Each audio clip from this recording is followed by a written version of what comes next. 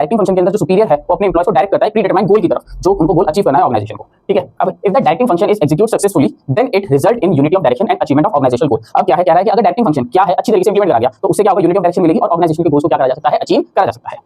आ जाओ second feature पे, to integrate employees efforts. अब डायरेक्टिंग फंक्शन किसमें हेल्प करता है कि एम्प्लॉयज के एफर्ट्स को इंटीग्रेट करने के लिए। अब एक बहुत बड़ी ऑर्गेनाइजेशन है, उसके अंदर क्या होता है, जो लोग होते हैं, जो एम्प्लॉयज होते हैं, वो डिफरेंट लेवल पे काम करते हैं और डिफरेंट जॉब्स को परफॉर्म करते हैं डेली बेसिस पे, और उनकी जो अथॉरिटीज है वो भी क्या है, डिफरेंट है। तो सबके सब एक ही ऑर्गेनाइजेशन के अंदर काम कर रहे हैं, किस लिए काम कर रहे हैं, एक कॉमन गोल को अचीव करने के लिए कर रहे हैं बेसिकली। ठीक है, और ये कब करा जा सकता है, जब इनके सभी एफर्ट्स को क्या करा जाए, इंटीग्रेट करा जाए, एक क्या करा जाए, इकट्ठा करा जाए बेसिकली। ठीक है, और एक पर्टिकुलर डायरेक्शन में लाया जा सके। और वो कैसे लाया जा सकता है, इनको बार-बार इंस्ट्रक्शन, गाइडेंस, मोटिवेशन, ये सारी चीजें प्रोवाइड करके बेसिकली। तो इसीलिए डायरेक्टिंग क्या करता है, इंटीग्रेट करता है एम्प्लॉयज के एफर्ट्स को।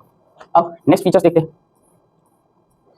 Means of motivation. ठीक है, अब डायरेक्टिंग फंक्शन क्या है, मीन्स ऑफ मोटिवेशन। बेसिकली जो मैनेजर है या सुपीरियर है, उसका काम खाली ये नहीं होता है कि भाई उसने ऑर्डर दे दिया, ठीक है, या इंस्ट्रक्शन प्रोवाइड कर दिया, नहीं, उसका काम ये है कि कोई जो एम्प्लॉय है वो अपनी बेस्ट एबिलिटी के साथ परफॉर्म नहीं कर रहा है तो उसको क्या करे, मोटिवेट करे और उसकी बेस्ट परफॉर्मेंस को निकाल के लेके आए, ताकि क्या हो सके कि ऑर्गेनाइजेशन के गोल क्या हो सके, अचीव हो सके। ठीक है, तो बेसिकली क्या है, डायरेक्ट मीन्स ऑफ मोटिवेशन के अंदर एम्प्लॉयज को क्या करा जाता है, मोटिवेट करा जाता है, ताकि उसकी परफॉर्मेंस क्या हो सके, एनहांस हो सके और वो अपनी बेस्ट एबिलिटी के साथ क्या कर सके, ऑर्गेनाइजेशन के अंदर वर्क कर सके। ये वाली बात समझ आ गई।